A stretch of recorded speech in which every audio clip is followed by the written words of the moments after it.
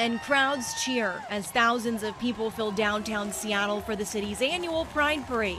Everyone's out here to celebrate one thing, and that's love and pride, and it's just great to see it. People watch from every street corner as a sea of color marches down 4th Avenue, standing in solidarity with the LGBTQ+ community while carrying a message of love, unity, and inclusion. Coming here for the first time, it was the first time that I felt seen by everyone, and this is really my family. This year's theme was Rally, honoring both the vibrant celebrations and a continued fight for equality. Building on the work that people have done, you know, that everyone's done before us, Stonewall riots and all that, and that's why we're here today. Seattle Pride dates back for decades and has now grown into one of the nation's largest pride celebrations. This is my first Pride Parade. I have never been out before, but I am out as a bi woman and, very happy to see so much community and support. Many reflect on the deeper meaning behind this day. Being who you want to be and not being judged for it and just being accepted for who and whatever you are. It's just, everyone should have that right. And people say they're grateful for the strong sense of community that keeps bringing them back. You know, I grew up in a really small town of population 300, and coming out to things like this is just so amazing to see how much love and acceptance there is all over the place. Check every single fucking one of their hard drives. Frankly, I love his voice. I love his accent. I love his vibe. I mean, I'm probably not going to like what he has to say, but he's definitely got an energy about him. Oh God, bro, that last clip. It's the meme. Chickens eating KFC shit. I tell you, thank God, I guess June is almost over, and with it, so is Pride Month. Pinnacle of debauchery and pure demon shit can go fucking with it. In that clip, of course, those were clips I put, not the actual news segment that they, spliced together of everybody fucking talking about love and community, but the actual what was Pride. There was definitely clips I couldn't put in there, because YouTube would have struck the fuck out of me. The naked men running around high-fiving little kids. That's the true Pride. We've officially hit the bottom of that slippery slope everybody used to preach about. Yo, it's a slippery slope. If we allow this, where does it end? Where does it end? It ends with this. And that's not to say it can't get worse, because it will. It will. Because in those clips, you saw every building block of what is a society. Culture, your community, everything that makes your world what it is took part in that parade. The school districts, the schools, the children that go to the schools, the churches, the pastors, the preachers, the priests took a part in that parade. That's what it's become with Pride, and how it's become a thing to celebrate the actual worst parts of what make us a human, a community, a society, a shared world together. I'm not going to talk about Pride today, actually, or this cunt parade.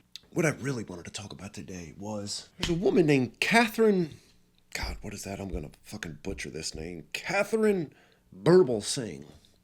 Katharine Birbalsingh. She's apparently a hidden mistress, and I've seen her here and there. She's normally, hitting nails straight on the head. Can she be a bit much? Sure. But if there's ever someone who I felt can put things in a way that are just so perfect, because this woman's actually really thought about it, actually spent probably most of her life in and out of these schools and seeing the actual real world consequences of all that is just the leftists, and just how everything they touch becomes utter gonorrhea. The left. If there was a disease that is the left, it is 100% gonorrhea. Oh, Katharine here did a little speech at something. I don't even know where it was, but I caught it. In case you hadn't seen it, I really think you fucking should. So without further ado, here is Katharine.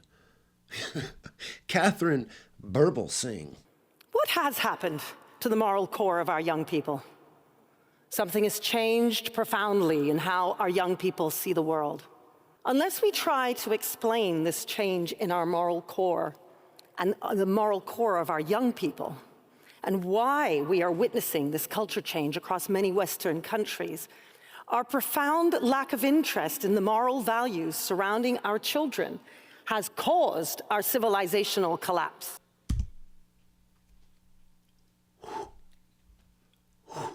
It's going to be hard to stop this at times because, of course, condense this to what I felt was like the real meat of what she had to say today. It's every syllable of what she says is so on point. I think there's a lot of truth in that. And we've lost it with our children. We've lost it with this last generation. And I get it.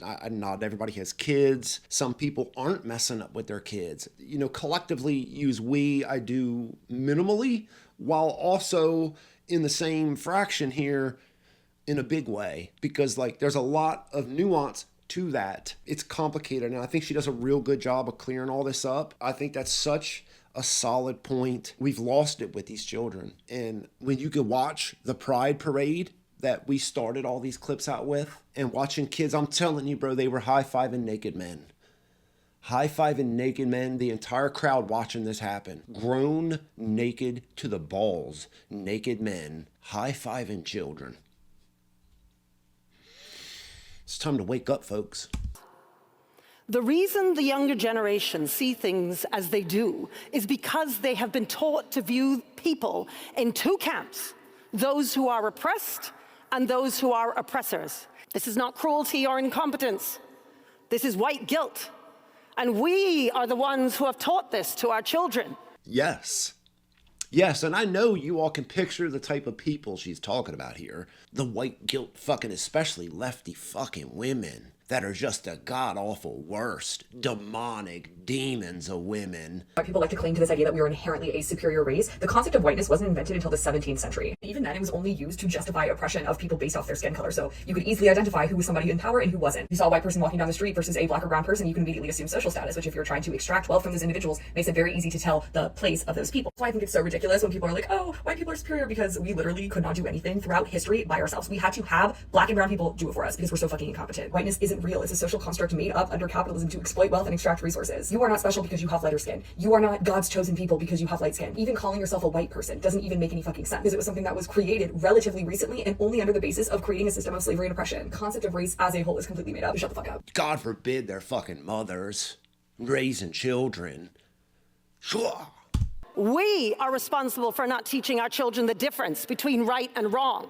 We are the ones who immersed our children in a culture of victimhood, which is at odds with the culture of personal responsibility we all grew up in. Like, imagine the person who watches this and disagrees with it. That could watch that and just not get it. It's hard to, like, stop her because there's almost nothing to add to it. It's so perfect. To think that there's someone who could hear this woman and what she has to say and would disagree with it. It shows you just how truly bamboozled they've gotten us. Us. A culture we've very stupidly taken for granted. As little as 40 or 50 years ago, the bedrock of traditional small c conservative values that built the West were commonplace in our schools and in our general culture. Once upon a time, we all knew that traditional values gave us a chance at a meaningful life. All the grandmothers knew it, all the pastors knew it, even the teachers knew it. A meaningful life. What is that? What does that mean to you, a meaningful life? Honest question. I know we all have our different definitions of what is, quote unquote, a meaningful life. I'd argue it's family. Friends and family, the people that you surround yourself with that actually like create the memories that are worth holding on to, that are worth remembering. That's a meaningful life. I know there's a lot more to life than that. You know, a lot of people fucking feel like they're getting worked to the bone and not much to enjoy on the other end of it. That's just like, that's so deep of a rabbit hole you can go down into with why things are as expensive as they are, with why things are just outrageous as they are. I just want to stick to the meaningful life part. And worried about people who have more than you was never something I was taught or shown or told to. And it's something that's taught to these children, to where the children don't have what the Kardashians have, that they're not doing as good. The worst parts of it are definitely taught. And it's all part of just the modernity mess of all of it. So why don't our young people know it now? Sure, they're on social media, but we had TV, and we assume they're the same. Parents are busy working, and well, your own parents didn't war game your upbringing. It just sort of happened somehow. You know the difference between right and wrong. So why would you war game the upbringing of your own children? Because raising a kid in the 21st century is a different order of magnitude of task. We have taken for granted the values from our elders, and we have missed the fact that we are the elders now. How many times have I said that? That exact sentence. Where are the fucking adults? Because they've left the building. I'm telling you, bro, I watch those videos of people in like senior citizen housing, old VA hospitals and stuff like that, and all the nurses, people who are like hired to take care of them, are just the worst parts of humanity. They're mostly imports. They're mostly imports, and people from the inner city that like we've pushed into these roles don't share like our sense of humanity, that end up hurting half the people that they're like responsible for taking care of. I've said that so much, it almost feels like I'm just like beating a dead horse half the time when I say it. We've all become the adults, but yet I guess growing up is just, it's optional today. If you don't feel like it, I guess like who's gonna make you? The next generation won't. The only reason the Sex and the City liberalism of the 1990s was fine was because we were anchored by the small C conservatism of our parents and our grandparents. Oh my God, bro, like you get it though? You have to get it. Without the anchor of what is reality, the phrase on the edges don't have as much weight to them. Once everything becomes every and anything is okay, like the frayed edges just, they're like everything else. Nothing matters. And if nothing matters, why should I care? I've listened to this probably 3 or 4 times, and every time I'm just like, this woman of all people, this woman should like run the fucking world. Give her a big ass stick, and anybody who gets out of line, crack the fuck out of them, because I'm all for it. Do you ever wonder why Gen Z behaves so differently in the workplace? We all know they tend to be more performative than older generations, tend to value feelings more, and don't really embody the small C conservative values of duty to others or real sacrifice instead of the performative kind. Every fucking bit of these kids is fucking performative. Immigrants built our country!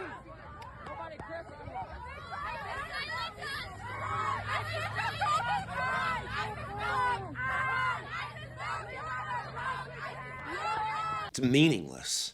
It means nothing. It's all performative. If it involves an actual like act of doing something, count them out. If it's not just walking down the street holding a sign and like shaming everybody that doesn't think the way you do, they're out.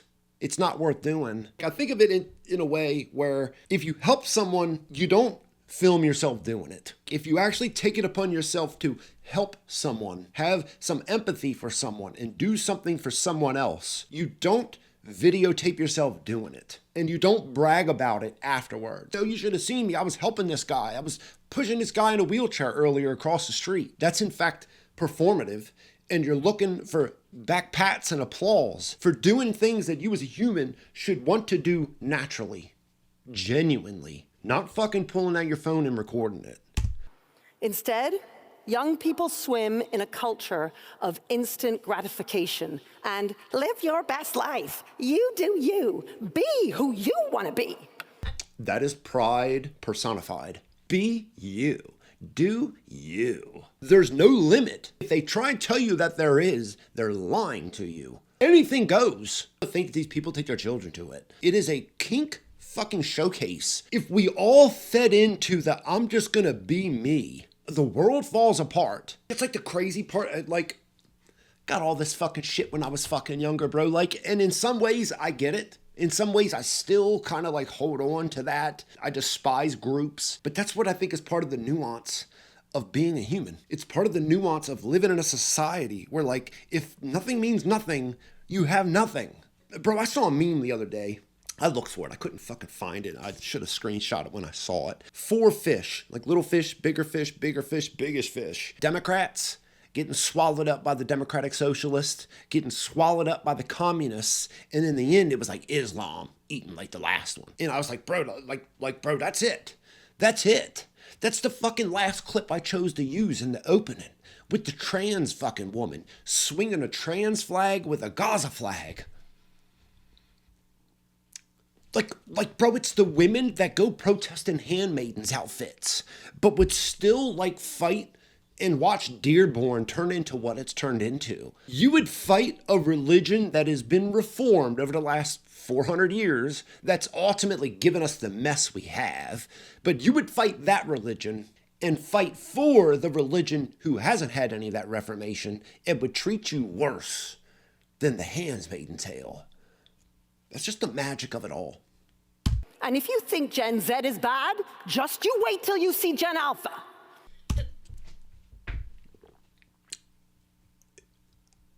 Yes. Get my brother to shoot the shit out you, bitch. Bro, tell that lady. That's the next generation. Bitch, get the fuck off. That's the next one's up. I know. And as much as you don't care or don't want to care about it, they'll make you care.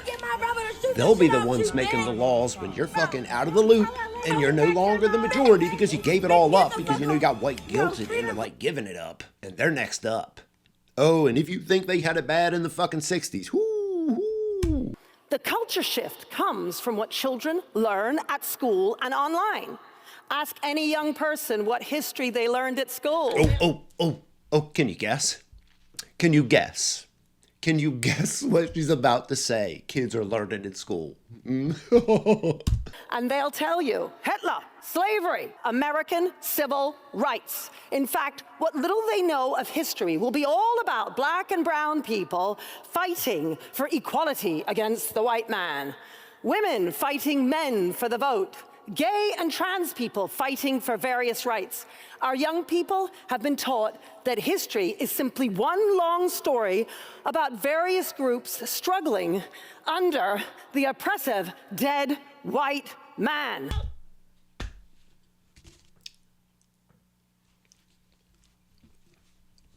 Like, that's it. Bro, I'll link this video. So, like, if you don't want to hear none of what I got to say, like, go watch it. Go watch it without me because it's incredible. Woman is she's a monster and I love her. Bro, like, there was shreds of this when I was in school. As a child, like, you don't really pick up on it, but it was all festering under the whole, like, you know, we don't treat each other differently. It was definitely a tinge of white guilt behind a lot of it. Fucking, bro, I saw something with fucking Bryan goddamn Cranston. It's like a year-old clip. We haven't come to recognize the importance and embrace our past in a way that allows us to step forward into a brighter future. And until we do, nobody's saying that we shouldn't, like, teach our history and, like, things that we went through it. Slavery is not the end-all be-all of American fucking history. Bro, and if you can picture what these kids are actually learning today and being taught today, bro, like, no wonder AOCs and all these people. And that, bro, like, you think you're going to change these folks' minds at this point? AOC was taught what AOC believes from preschool. From preschool, you're going to change them at 40 with what they've been, like, festering in their entire lives. Like, you're not going to change that person. Out with Dickens, Shakespeare, Kipling, and Wordsworth. We must decolonize. Decolonize. Bro, I've heard that a lot. History is taught through an oppressor lens. But it isn't just our schools. It's our general culture, too. Take your kids to a museum or an art gallery in any Western country, and you'll find the same narrative. As an example, when learning about aviation in London's Science Museum and the extraordinary feat that is man making massive machines move in the sky, a write-up on the wall explains that women and black people were historically barred from aviation schools and the military. That's everything. That's every and anything. Go watch a fucking Netflix show. It's under the current of everything. In every script, in every show, like, it's always just bubbling right under the surface of it. What the fuck did I watch the other day? Backrooms. I watched fucking Backrooms the other day. And one of the characters in it has a t-shirt that says, "End Apartheid." End Apartheid. Like, of all the shirts you could have put this kid in from the 90s, you put him in an End Apartheid shirt. Fucking far wide as the web actually reaches to everything, all things. It's under everything. It's under everything with an asterisk of, yes, but the way blacks and women's and gays and transes were treated at that time. You got to remember that. That's an important footnote in every fucking thing. They flatten the entire human story and all of its complexities into the narrative of oppressor and oppressed, leaving young people unable to see the world in any other terms. Children are the future. Yes. Yes. In every sense imaginable. And the more you don't care, the more your world is fucked up. And yet we are teaching them to have contempt for their elders, whose oppressive world needs overthrowing by a new world of young, arrogant anti-racists who know better than we do. We older Westerners are cutting off the branches upon which we sit because of the guilt some of us feel for being white and privileged. And we wonder what on earth is going on. Why are our young people voting for and cheerleading these Marxist and really quite extreme politicians? Few of us understand how much the online world reinforces this culture of the oppressor versus the oppressed. Victimhood saturates every video. Every video. Fucking wackiness of all this shit is like, yo, you can't even really discuss these topics with the people that believe this shit. There's no open dialogue, discourse, conversation to be had, debate with any of it. For all, like, you might not like Charlie Kirk or disagree with Charlie Kirk, but like, he was the most good faith debater I think I've seen out of many people. Like, if you came at him in good faith, he would have a good faith conversation with you. Agree to disagree. There's good faith conversations to be had. You can't with these people. And they've been trained since preschool to completely ignore anything contrary. They believe like complex thinking here, question anything American. It's bad, it's not good, and it's got a history littered in terrible, terrible things. There is nothing redeeming or positive about America. It can't be. I've been taught since kindergarten that it wasn't. Whether it's about a foreign war, transphobia, or racism, and white guilt lingers everywhere. It should not come as a surprise that our young people's moral core does not recognize complexity or nuance. There's nothing moral about them. I imagine, like, growing up the way I did, taught by the people that I was taught, and the things that they endowed on me. Even though, like, I went through the period that I did where it was complete, like, against everything. I'm grateful for what I was initially taught because I had that foundation of everything that I really still believe to this day. And I know the benefits of all of it. That's what kind of like gets me kind of like right in the fucking knife in the back every time when like I know people that I grew up with in the same world that I did, being taught the same lessons I was taught, being so anti-Christian today. You just wonder how they become that. And I get the hypocrisies of people. I get the like not living up to the standards that you set for other people. I get all those things. It's more so things to aspire to be. To try and be something bigger than like what we are naturally is more so like the moral of the story. And when people throw the baby out with the bathwater with like all the positives and the benefits that they know are there, they'll completely ignore and straight straw man everything that they've been taught their lives because, you know, really white guilt. I know that's a lot of it. They have been formed by school and the online world to make one judgment only: oppressor or oppressed, good or bad, and they are desperate not to be seen as racist. Well, I'm here to tell you, that's on us. It's on us. It's on me, it's on you, it's on us. The collective, the universal us. We don't care about childhood, and then we wonder why our children have imbibed the wrong values. I want you to live your lives by the small c conservative values that were instinctive to our grandparents. Be brave and put away your lifestyles of anything goes. Saving the West ain't easy, you know.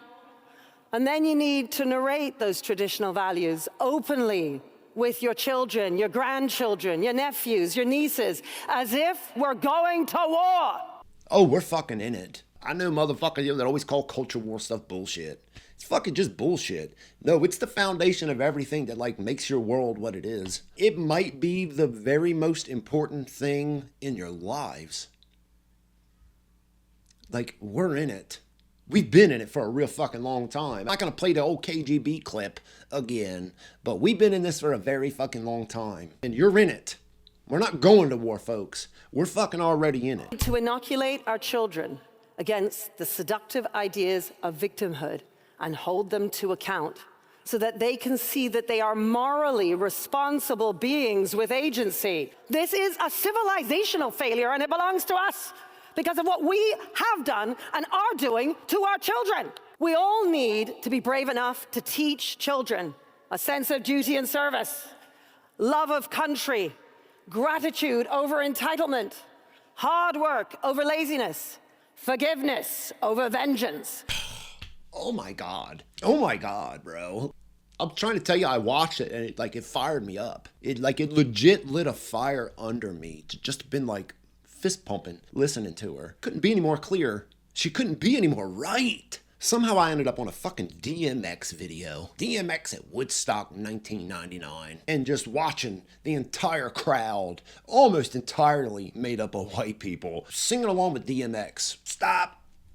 Drop. And all I could think of, watching it, how at that time, in America, it might have been the most harmonious relations between races. Whites, blacks, alike. I don't know if there's been a better time in American history. At least the majority, I felt, got along with one another. 9/11 came up not too long after, and that really concreted just that American pride, that American, we are one belief between a lot of us. Thinking of that time and just how at one we might have mostly all been, I couldn't help but to imagine that in 20 years, race relations would be worse than the 1960s. There's not a chance those people in that crowd would have believed it. And of course, I had to comment it because it was just my first thought that came out of it. And just everybody underneath of it just completely misses the point. Where when you think of the 60s, white keeping down blacks. Not the fact that half the country was fighting for civil rights. Today, everybody hates everybody. Every race hates every race in one way or another. Not all people, but a big chunk of them, and it's getting fucking worse. It's getting fucking worse. You all can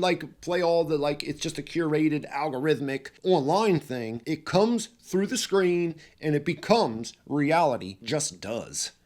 Race relations today, I don't know how they get fixed, but it starts with the children. It starts with the children. It starts with what they're being taught. It starts with what they're being shown. Bro, we're going to have to gut almost the entire Department of Education, first and foremost. That's where we start. Next, we gut the churches.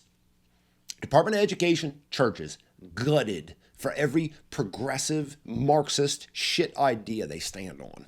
And our children will reject the oppressor and oppressed narrative instinctively. They will know in their hearts that dignity comes through owning one's moral agency, through being responsible and sacrificing for the betterment of the whole. Schools matter.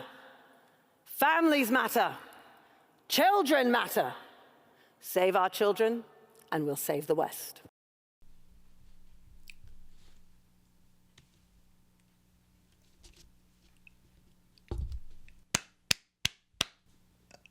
Save the children, save the West. Amen.